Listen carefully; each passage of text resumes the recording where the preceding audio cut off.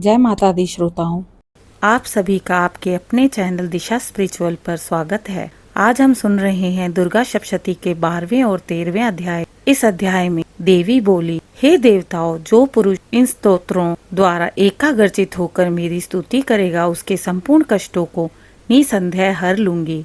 मधुकेटभ के नाश, महिषासुर के वध और शुंभ तथा निशुंभ के वध की जो मनुष्य कथा कहेंगे, मेरे महात्म्य को अष्टमी, चतुर्थी व नवमी के दिन एकाग्रचित से भक्ति पूर्वक सुनेंगे, उनको कभी कोई पाप ना लगेगा। पाप से उत्पन्न हुई विपत्ति भी उनको ना सताएगी।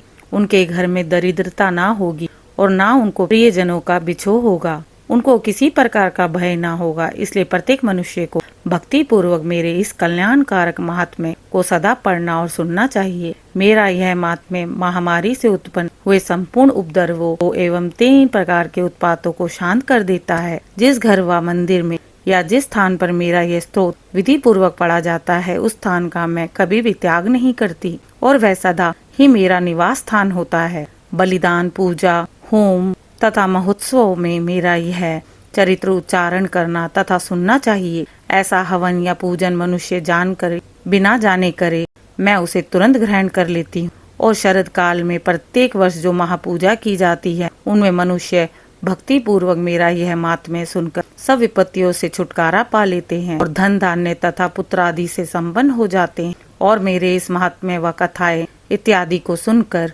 मनुष्य निर्भय हो जाता है और महात्म्य के श्रवण करने वालों के शत्रु नष्ट हो जाते हैं तथा कल्याण की प्राप्ति होती है और उनका कुल आनंदित रहता है। सब कष्ट शांत हो जाते हैं, भयंकर स्वप्न दिखाई देना बंद हो जाते हैं, भयंकर बीमारियां नहीं होती हैं, घरेलू दुख इत्यादि सब मिट जाते हैं। बाल गृहों में ग्रसित बालकों के लिए यह मेरा महात्म्य परम शांति देने वाला है। मनुष्यों में फूट पड़ने पर यह भली भांति मित्रता करवा देता है। मेरा यह महात्म्य मनुष्य को मेरे सामर्थ्य की प्राप्ति करने वाला है। पशु, पुष्प, अर्घ्य, धूप, गंध, दीपक इत्यादि सामग्रियों द्वारा पूजन करने से, ब्राह्मण को भोजन करा के, हवन करके, प्रतिदिन अभिषेक करके, नाना प्रकार के भोगों को अर्पण करके, प्रत्येक वर्ष दान इत्यादि करके जो मेरी आराधना की जाती है और उससे मैं प्रसन्न हो जाती हूँ, वैसी प्रसन्न मैं इस चरित्र को सुनने से होती हूँ। यह महात्म्य श्रवण करने पर पापों को हर लेता है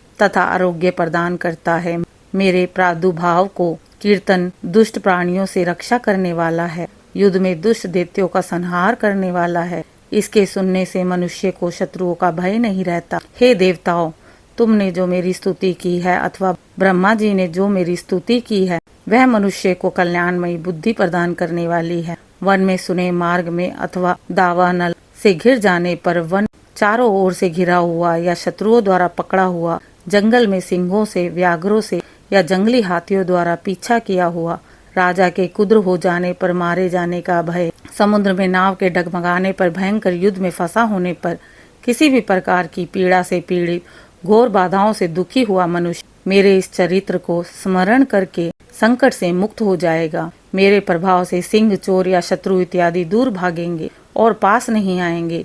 महर्षि ने कहा, प्रचंड पराक्रम वाली भगवती चंडिका यों कहने के पश्चात सभी देवताओं को देखते ही देखते अंतर ध्यान हो गई और संपूर्ण देवता अपने शत्रुओं के मारे जाने पर पहले की तरह यज्ञ भाग का उपभोग करने लगे और उनको अपने अधिकार फिर से प्राप्त हो गए तथा युद्ध में देवताओं के शत्रुओं शुंभ और निशुंभ के देवी के हाथों मारे जाने पर बाकी बचे हुए राक्षस पाताल को चले गए। हे राजन, इस प्रकार भगवती अंबिका नित्य होती हुई भी बार बार प्रकट होकर इस जगत का पालन करती रही, इसको मोहित करती रही, जन्म देती हैं और प्रार्थना करने पर समृद्धि प्रदान करती है। हे राजन, भगवती ही महाप्रलय के समय महामारी का रूप धारण करती है और वही संपूर्ण ब्रह्मांड में व्याप्त है और वही भगवती समय समय पर महाकाली और महामारी का रूप बनाती है और स्वयं अजन्मा होती हुई भी सृष्टि के रूप में प्रकट होती है। वह सनातनी देवी प्राणियों का पालन करती है और वही मनुष्य के अभ्युदय के समय घर में लक्ष्मी का रूप बनाकर स्थित हो जाती है तथा अभाव के समय दरिद्रता बनकर विनाश का कारण बनती है।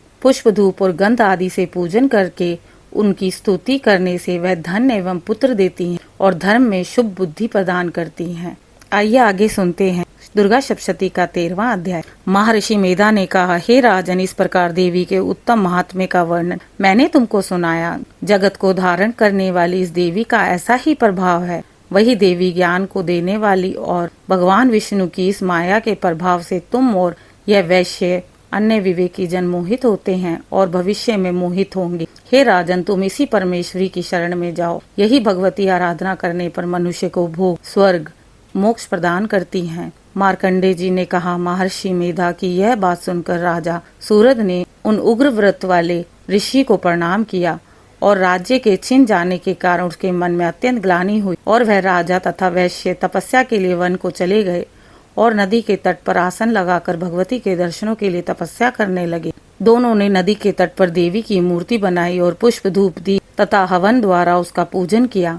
पहले उन्होंने आहार को कम कर दिया, फिर बिल्कुल निराहार रहकर भगवती में मन लगाकर एकाग्रता पूर्वक उनकी आराधना करने लगे। वह दोनों अपने शरीर के रक्त से देवी को बलि देते हुए 3 वर्ष तक लगातार भगवती की आराधना करते रहे। 3 वर्ष के पश्चात जगत की पालन करने वाली चंडिका ने उन्हें प्रत्यक्ष दर्शन दिए। देवी बोली, हे राजन तथा अपने कुल को प्रसन्न करने वाले वैश्य, तुम जिसकी इच्छा रखते हो वह वर तुम मुझसे मांग सकते हो।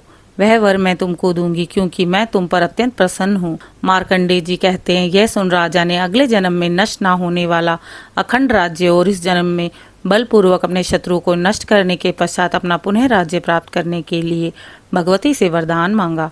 और वैश्य ने भी, जिसका चित्त संसार की ओर से विरक्त हो चुका था, भगवती से अपनी ममता और अहंकार रूप आसक्ति को नष्ट करने वाले ज्ञान को देने के लिए कहा। देवी ने कहा, हे राजन, तुम शीघ्र ही अपने शत्रुओं को मारकर पुनः अपना राज्य प्राप्त कर लोगे। तुम्हारा राज्य स्थिर रहने वाला होगा। फिर मृत्यु के पश्चात आप सूर्य देव के अंश से जन्म लेकर सार्वणिक मनु के नाम से इस पृथ्वी पर ख्याति को प्राप्त होंगे। हे वैश्य कुल में श्रेष्ठ, आपने जो मुझसे वर मांगा है वह आपको मैं देती हूँ। आपको मोक्ष को देने वाले ज्ञान की प्राप्ति होगी। मार्कंडी जी कहते हैं, इस प्रकार उन दोनों को मनोवांछित वर की प्राप्ति हुई। इस प्रकार क्षत्रियों में श्रेष्ठ वह राजा सूरज भगवान सूर्य देव से जन्म लेकर इस पृथ्वी पर सार्वणिक मनु के नाम से विख्यात हुए।